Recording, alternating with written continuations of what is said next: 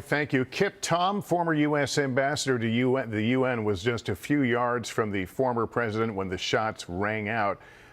Thank you for joining us, sir. Can you tell us what you saw?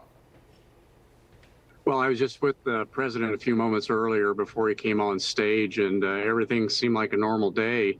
But when he walked down that red carpet and walked up to the podium, and after he spoke for about 10 minutes, I was sitting in the front row at the end of the runway, but all of a sudden these shots broke out. And I think there was people that actually thought it was possibly fireworks, but I seen the gun smoke, and obviously there was a person about 15 foot behind me that was hit. So I think severely wounded at the least. But nonetheless, the crowd stayed pretty calm for the most part.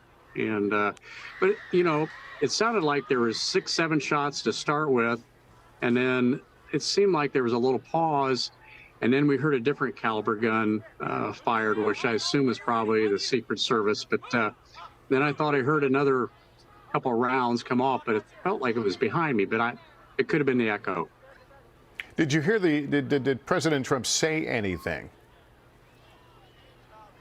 No, he was just giving the typical rally speech that he typically does everywhere, you know, and trying to encourage voters to get out and vote and talking about his plan for America. But as the shots rang out, did he cry out? Did someone tell him to get down, or was that instinctive?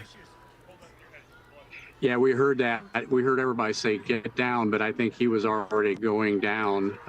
That's when everybody thought at first maybe he had been hit more severely than he was. I mean, it's already severe.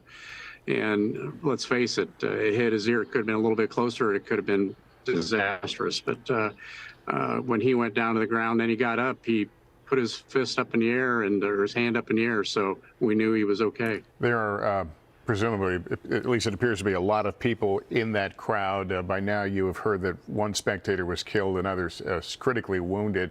Has it settled in of how close a brush everybody in that arena or setting came tonight?